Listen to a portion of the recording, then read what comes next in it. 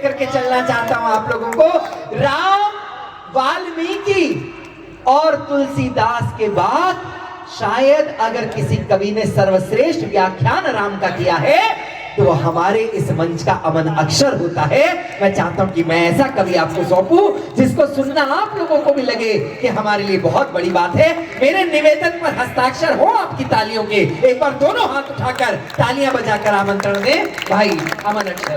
जय श्री राम, जय श्री राम, जय श्री राम, चंद्र की जय। बहुत प्रणाम करता हूँ आप सभी को। परिस्थितियां विपरीत है, मेरे बताने से बदल नहीं जाएंगी, विपरीत तो है ही, लेकिन जितना अच्छा मंच के हर कवि ने पढ़ा, यकीन मानिए उससे अच्छा गाजियाबाद के लोगों ने सुना है। एक बार अपने सम्मान में तालियां बजाइए अगर आप लोग अभी तक हैं। ये हम लोगों की वजह इसी में आप लोग मंच की अनुमति चाहता हूँ। सब लोगों ने अपनी अपनी तरह से बात कही। ज्योति ने अपने ढंग से बात कही, अमित शर्मा, गौरव भाई जिस तरह से देश की बात करते हैं, धर्म की बात करते हैं, मैं वही बात करता हूँ, थोड़े अलग तरीके से करता हूँ। इस मिट्टी का गर्व 4 पंक्तियों में पढ़ता हूँ, बहुत भूमिकाएं नहीं बनाऊंगा, लेकिन अगर 2 पल के लिए भी इस मिट्टी का कर्ज और उपकार अगर आपको याद रहा हो, कभी आपने अनुभव किया हो, तो ये 4 पंक्तियों से मुझे शुरू करिएगा। मुझे जिस गीत तक पहुंचना है वहां तक अविलंब मैं पहुंच सकूंगा। सुनिएगा। कभी व्यवहार अपनाए कहीं रूखा नहीं रखती। ये मिट्टी जिस पर आप बैठे हैं, ये मिट्टी ऐसी मिट्टी पूरी दुनिया में कहीं नहीं, ऐसी जलवायु ऐसा मौसम कहीं नहीं। कभी व्यवहार अपनाए कहीं रूखा नहीं रखती, भले तन सूखता जाए ये मन सूखा नहीं रखती। यहाँ दुनिया में कितने हैं जो रोटी छीनने वाले, यहाँ दुनिया में कितने हैं जो रोटी छीनने वाले। ये धरती माँ हमें लेकिन कभी भूखा,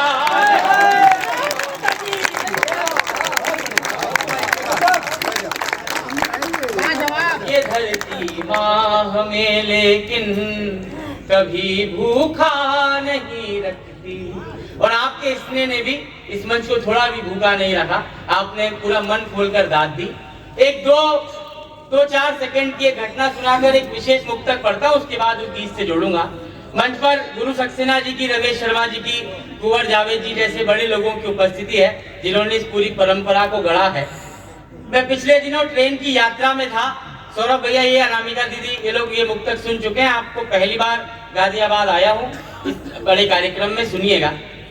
मैं ट्रेन की यात्रा में था, एक बुजुर्ग थे जिनके चश्मे की एक डंडी टूटी हुई थी, डोरी बंधी हुई थी, अखबार पढ़ने का प्रयास कर रहे थे। सेकंड एसी में यात्रा कर रहे थे, इससे इतना अंदाजा था कि अच्छे घर से हैं, नजरें कमजोर है, अखबार पढ़ने का प्रयास कर रहे हैं। कोई आम व्यक्ति देखता, मंच का ध्यान चाहता हूँ, कोई आम व्यक्ति देखता तो सीधी सीधी बात समझता, लेकिन एक कवि ने इस दृष्टि को, इस सीन को, इस दृश्य को किसे कमजोर बताया। मैं 4 सबसे अलग पंक्तियां पढ़ता हूँ, ऐसा संवेदना का बिंदु उठाना चाहता हूँ, छूना चाहता हूँ जो मन से अभी से अनछुआ है, अभी तक मन से वो पहलू छुआ नहीं गया। मैं 4 पंक्तियां पढ़ता हूँ, सुनिए। अलग होते 2 पीढ़ियों के अंतर को इस दृश्य में पढ़ना चाहता हूँ। 4थी पंक्ति मुझे रोमांच के साथ वापस लौटाइएगा। बहुत बढ़िया। अलग होते हुए कोई ही अलग इतना नहीं दिखता, अलग होते हुए कोई ही अलग इतना नहीं दिखता, मगर ऊंचाइयों से नींव का हिस्सा नहीं दिखता। उन्हीं आँखों को चश्मे की कहीं ज्यादा जरूरत है। मुझे बताए गाजियाबाद सुनकर, उन्हीं आँखों को चश्मे की कहीं ज्यादा जरूरत है।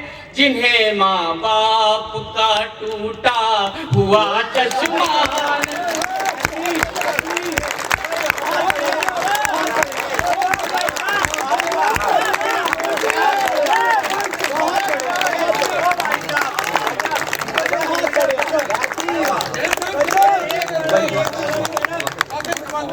उन्हीं आँखों को चश्मे की कहीं ज्यादा जरूरत है, जिन्हें माँ बाप का टूटा हुआ चश्मा नहीं दिखता।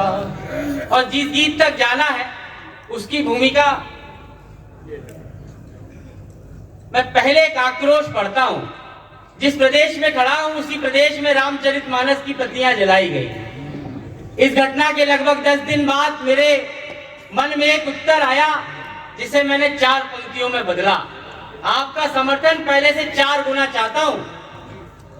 एक गीतकार कैसे अपने क्रोध को पढ़ सकता है? जब रामचरितमानस की प्रतियां जलाई गई उसे कहा गया कि ये ग्रंथ आतंकवादी बनाता है। सारे पहलू उठाए गए, अमित शर्मा ने उठाए, गौरव भाई ने उठाए। हिंदी का सबसे छोटा गीतकार भी ये उत्तर देना चाहता है। आपका समर्थन एक बार मिले तो मैं उत्तर पढ़ता हूं। रामचरितमानस से इसका उत्तर खोज के लाया हूं, मुझे बताइएगा अगर मैंने सच कहा। बढ़िया बढ़िया। जो उठती हो, सुनिएगा मैं कैसा उत्तर लेके आया हूं, मुझे बताएगा गाजियाबाद अपनी तालियों से। जो उठती हो कोई शंका तो हर शंका जलाएगी। जो उठती हो कोई शंका तो हर शंका जलाएगी। अहंकारी कहीं धन का कहीं मन का जलाएगी। वहाँ एक पूछ की अग्नि ने रावण का महल फूका। वहाँ एक पूछ की अग्नि ने रावण का महल फूका। यहाँ मानस की अग्नि आपकी लंका।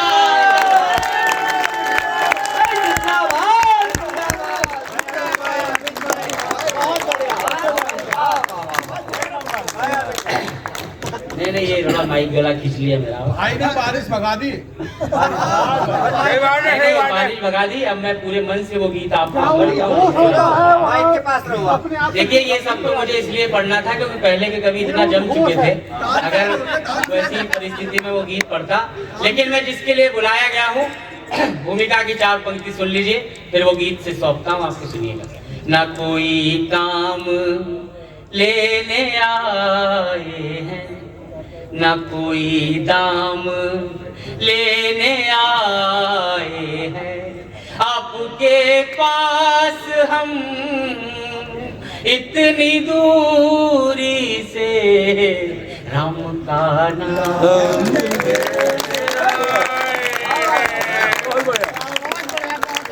आइए राम का नाम लेते हैं। मैं अपने ढंग से बात करता हूँ, धीरे धीरे आपके मन तक पहुंचूंगा।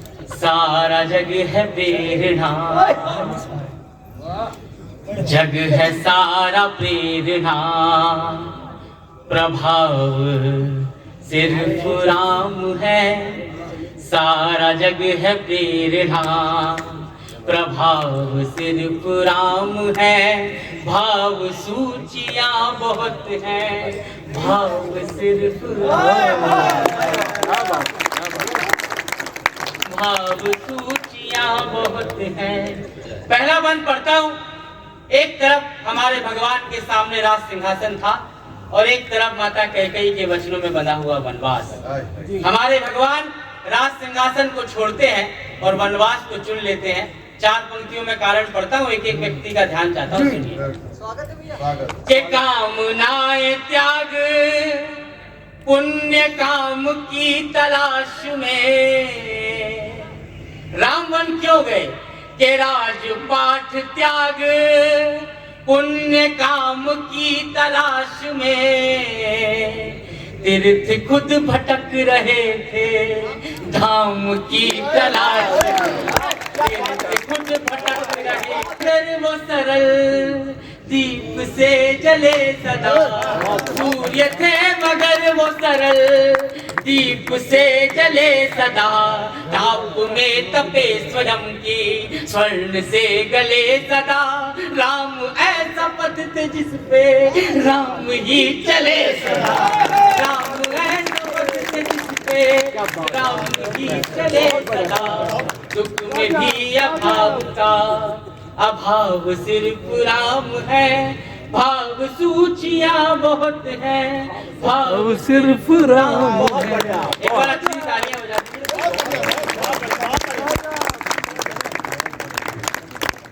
से बाद अच्छे पी जाते पानी। एक बात और उठाता हूँ, देखिए समय कम है, एक और नया बिंदु उठाता हूँ, सुनिए। समय है, कोई दिक्कत नहीं। जितना अच्छा आप लोग सुन रहे हैं, आपकी चेतनाओं को और तालियों में घनीभूत करिएगा। मैं 4 और नई पंक्ति। कल संडे है, कोई बात नहीं। निषाद राज केवट वर्तमान जाति व्यवस्था में निषाद जाति कहाँ रखी जाती है मैं कहना नहीं चाहता, लेकिन भगवान राम के युग में निषाद कितने बड़े थे। 4 पंक्तियों का एक दृश्य खींचता हूँ। निषाद राज केवट ने एक काम किया, हमारे भगवान को नदी पार कराई। मैं 4 पंक्ति आपके सामने सौंपता हूँ, एक दृश्य अगर खींच जाए तो मुझे बताइए। कि राम जी को कर सवार जन्म सवार ले गए। भगवान राम को अपनी नाव में नदी पार कराई। कि राम जी को कर सवार जन्म सवार ले गए। जब नदी की धार में जगत की धार ले गए। जब नदी की धार में जगत की धार ले गए। यूं निषाद साथ में कथा का सार ले गए। उसको पार ले गए, सबको पार ले गए।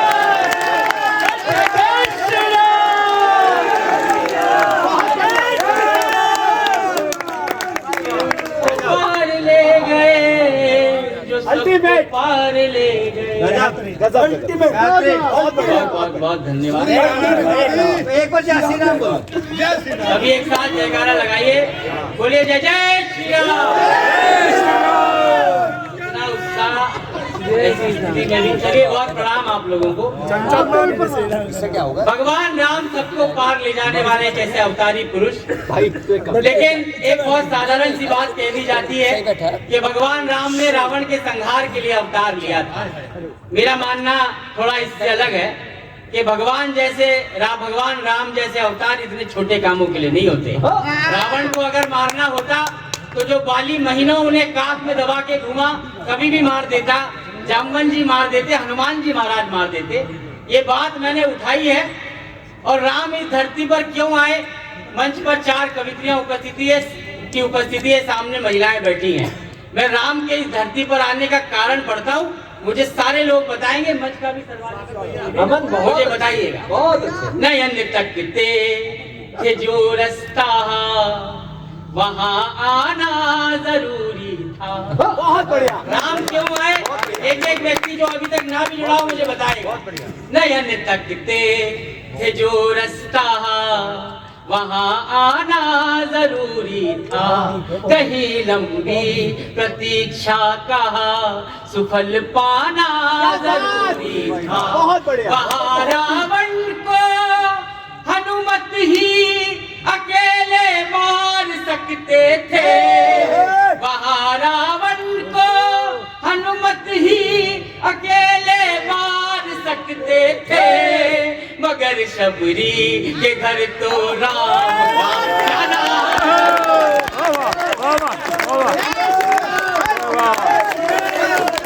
बहुत बढ़िया, बहुत बढ़िया, बहुत बढ़िया। घर तो राम का जाना जरूरी। बहुत बढ़िया, बहुत बढ़िया। और राम आए, मनुष्य योनि में जन्म लिया, पूरे जीवन भर क्या करते रहे। अभी तक गीत के कला पक्ष को आपने सुना। मैं गीत की आत्मा आपके सामने पढ़ता हूँ। अंतिम 2 बंद पढ़ूंगा, उसके बाद अपनी जगह लूंगा। कोई नूर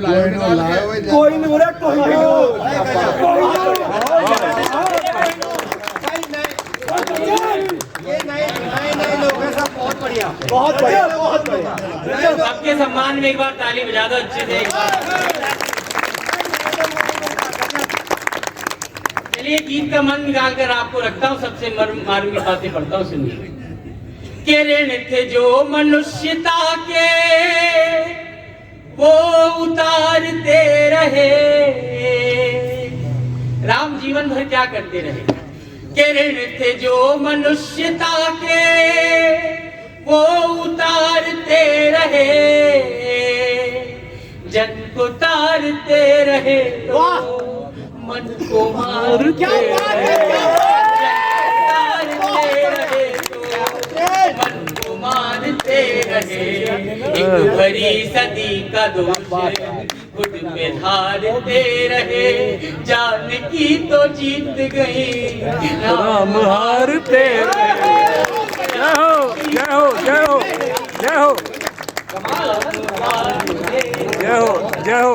और जानकी कैसे जीती कि जिस तथाकथित अग्नि परीक्षा की बात की जाती है उससे माता जानकी सुरक्षित लौटती है, और भगवान राम आज भी माता जानकी की अग्नि परीक्षा का अपराध और इल्जाम और आरोप झेलते हैं। इन दो घटनाओं में जिसमें माता अग्नि परीक्षा से सुरक्षित लौटी और भगवान ने सरयू में जल समाधि ली, इन दो प्रसंगों से मैंने एक उत्तर खोजा है। अभी तक की सर्वाधिक तालियां, सर्वाधिक समर्थन मांगता हूं। मैं अपने जीवन की सर्वश्रेष्ठ 4 पंक्तियां आपको सुनाता हूं जिसने मुझे यहाँ खड़े होने लायक बनाया। मैं उत्तर पढ़ता हूँ सारे आरोपों का, मुझे बताए गाजियाबाद सारे मंच का आशीर्वाद चाहता हूं। सुनिए। स्वागत है, स्वागत है। ये जग की सब पहेलियों का देख के कैसा हल गए, बहुत बढ़िया। ये जग की सब पहेलियों का देख के कैसा हल गए,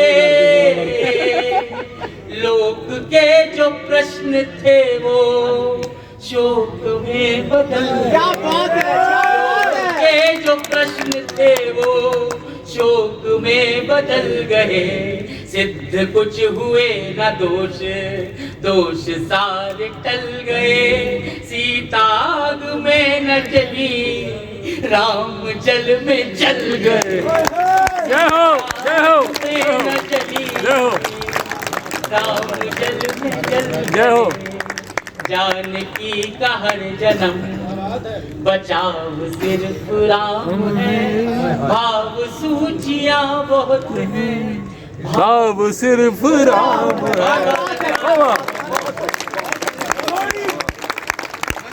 राम नाम की ताकत देखी, हाँ केवल उतनी देर के लिए पानी रुका जितनी देर अमन ने राम की आराधना की। मैं चाहता हूँ कि एक बार पूरा सदन जोरदार तालियां बजाए। ये अमन ने बहुत शानदार काव्य पाठ किया।